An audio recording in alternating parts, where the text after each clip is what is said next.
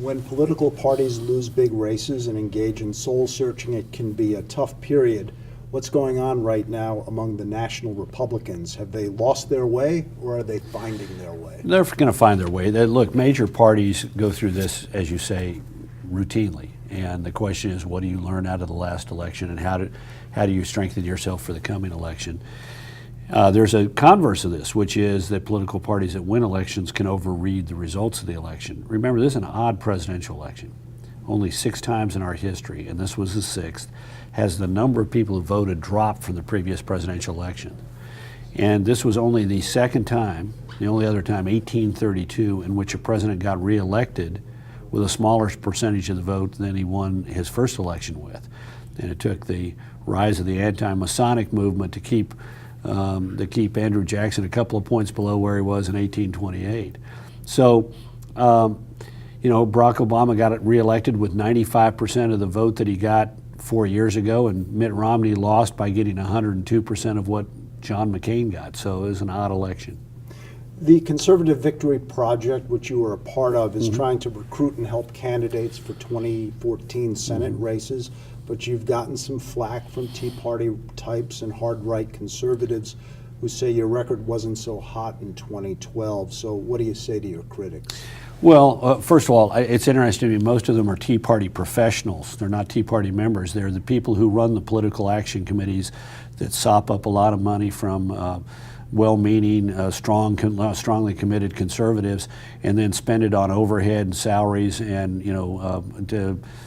political action committees that contracts that go to their family members and friends and themselves. So I really don't pay much attention to that. If they think the best that we as conservatives can do is Todd Akin and Richard Murdoch, who threw away races in Indiana, Missouri, they're entitled to that opinion. We have an honest disagreement. I think, along with a lot of other conservatives, that we have to find ways to identify problem candidates early, and more importantly, to identify good candidates and do the things that are necessary to encourage him to run. You remember, some of these groups that are critical are the groups that oppose Scott Walker as being insufficiently conservative when he ran for governor of Wisconsin. So they're entitled to their opinion. I'm entitled to mine. Some Republicans in a few states want to change the Electoral College to award electoral votes by congressional district instead of by the whole state. What's your view? Should they be doing this? Well, they're entitled to. We have 2 states that already do it, Nebraska and Maine, which have done it for, going on the better part of a century.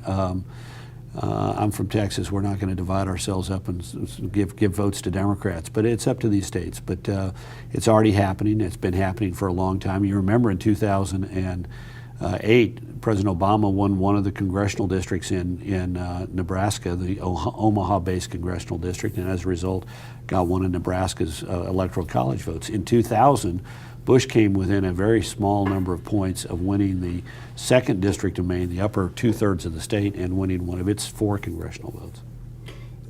You know Wisconsin very well. It's the state, of course, that elected Scott Walker and then Barack Obama and Tammy Baldwin. George W. Bush nearly won the state when you were running his campaigns. How can the GOP actually put it into play in 2016? Well, get a good candidate who's going to be willing to talk to the people of Wisconsin. I mean, the people of Wisconsin, you're right, they're an independent-minded group. They vote for Tammy Baldwin and Ron Johnson. They vote for Scott Walker and Barack Obama. So they have each party has a strong base, but the state is settled by the independent voters, and a Republican who can reach out to particularly blue-collar Democrats and rural, moderate conservative Democrats in the western part of the state is a candidate who can win the state. Scott Walker or Paul Ryan, who do you think is the most viable national candidate? I'm not going to answer that question. Both of them are, if they want to be. It's amazing. The state has 2 of the most remarkable political talents on the modern American political scene. Paul Ryan has thought more deeply about the problems of deficits, debt, and entitlement reform, and offered constructive suggestions than anyone else in the Congress. And by doing so has moved from being a lonely voice to the dominant leader in the Republican Party on this. People who all across the spectrum within the Republican Party have come to have confidence and trust. His colleagues in the House have come to have trust and confidence in his leadership, and he's literally changed the party. Scott Walker, as governor, has set in train a movement across the country to rein in the public employee unions and to make public employee benefits, retirement and health benefits, sustainable. And as a result, a number of states which have heretofore sort of ignored this fiscal time bomb that exists in so many states across the country have now begun to come to grips with them in a pretty fundamental way. And he's a low-key, straightforward, deliberate, plain-spoken upper Midwestern politician, and that makes it, unusual that he would be able to create such a strong wave of leadership across the country. When he tried to run the first time for governor against Mark Green, did you tell him and come in and sort of advise him, wait? I don't recall that. I'm a big fan. I don't want to damage him, but we're friends and have been friends for a number of years. I think he is a remarkable guy. He is who he is. He's a guy who does take a paper bag lunch to work every day. He is he was a young assemblyman when I met him. He ran for county executive in Milwaukee, did an unbelievable job in a setting that Republicans aren't supposed to win in and aren't supposed to prosper in. And then his race for governor, I was a huge fan right from the get-go, and he did a wonderful job in the election, and then has done a masterful job. Look, this state was the center point of American politics for a number of months, as you know, in the months from the time that he took office and through much of 2011. This was the center point of American politics, and he handled himself, I think, in a very effective and I think distinguished way. People around the country took a look at him and saw somebody that they'd like to see replicated in their state capital. Whether they were liberal or conservative, here was a guy who was talking straight, low key, trying to calm the waters and move steadily ahead. What's the best advice you can give Reince Priebus, the GOP chairman? Keep at it. I'm so grateful that he ran for a second term. What he did in taking a party that was bankrupt. I think they walked in there thinking there was nearly $20 million in bills and found that there were $25 million in bills.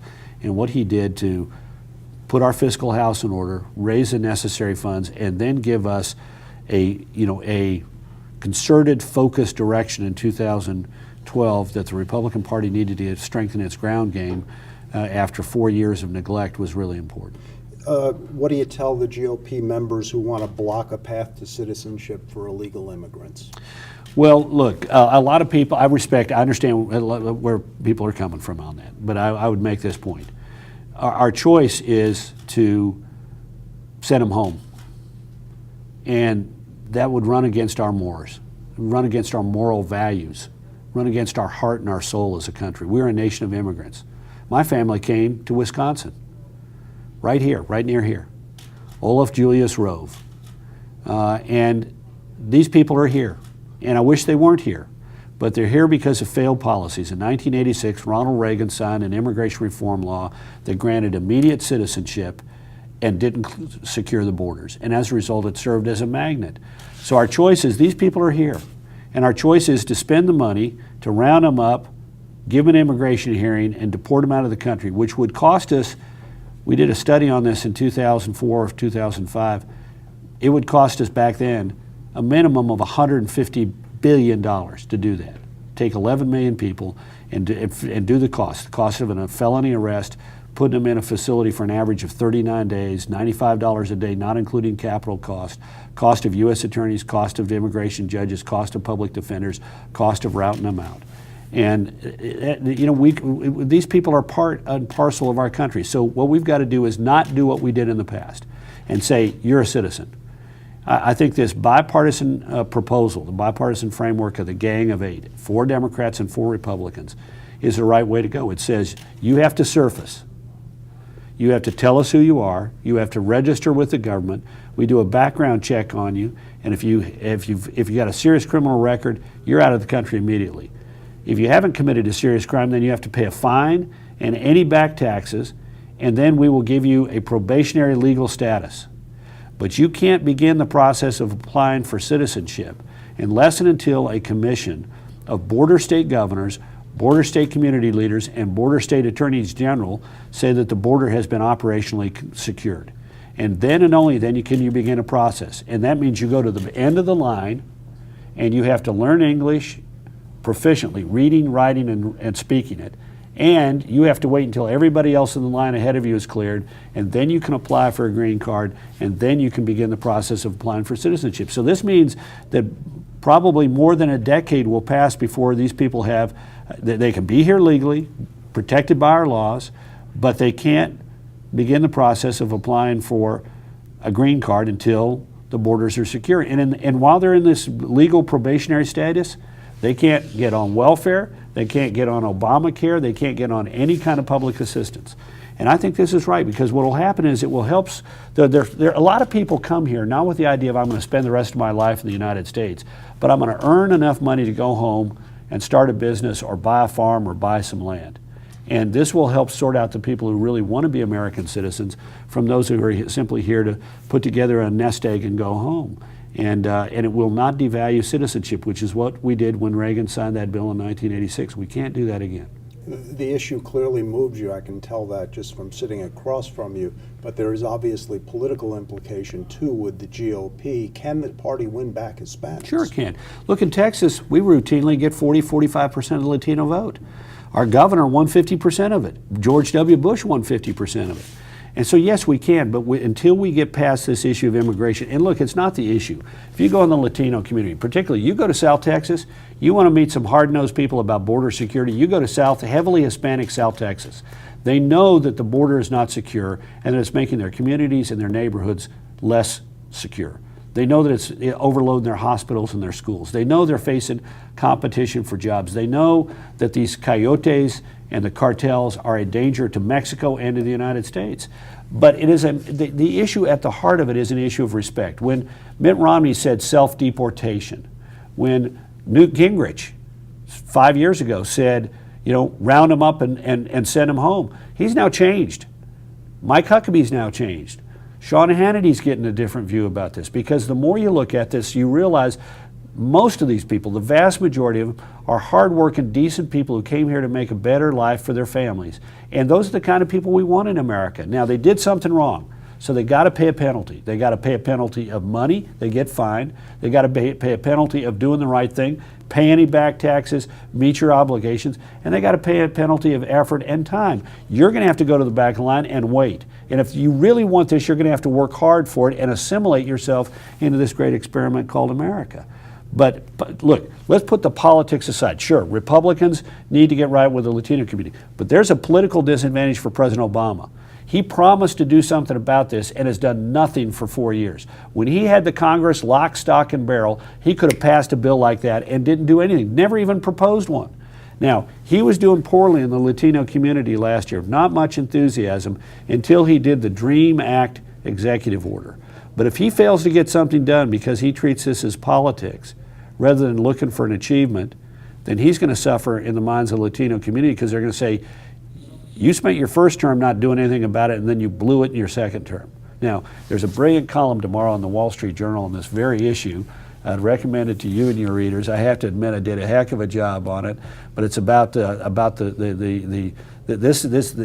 some unsolicited advice for the president on how to make certain this becomes an accomplishment, not a political battle. Do you think the Republican Party is willing to evolve on same-sex marriage, or that's years in the making?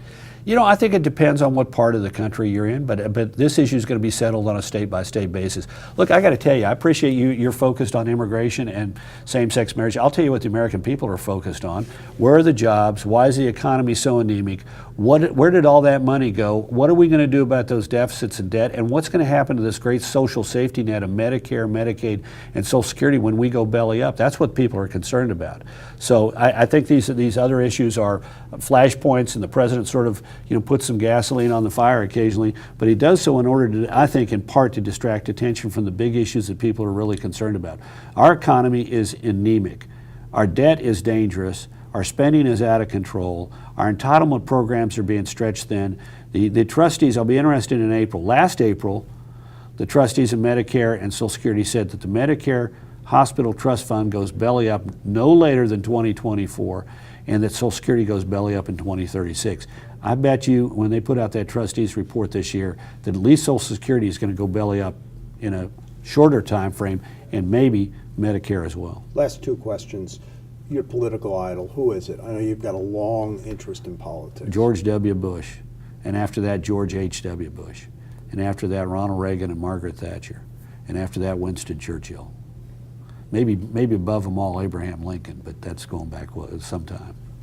And finally, why do you stay in the game? So many people who run political campaigns, presidential campaigns, they retire undefeated champions, but you're still in there slugging away. Why? Well, I'm not doing what I used to do. I mean, I used to, sort of run campaigns and structure campaigns, and now I'm helping a super PAC called American Crossroads. I do it as a volunteer. I don't take a salary. I don't take a fee. I contribute my expenses and my travel. Because look, it's the obligation of every American to be involved. I care passionately about my party, and I care passionately about the future of my country. And I think my country would be better off if it had more conservative ideas in its public sphere. And so I want to do my part to help put conservative people in office and see conservative policies advanced. Thank you very much. Thanks for having me, Bill.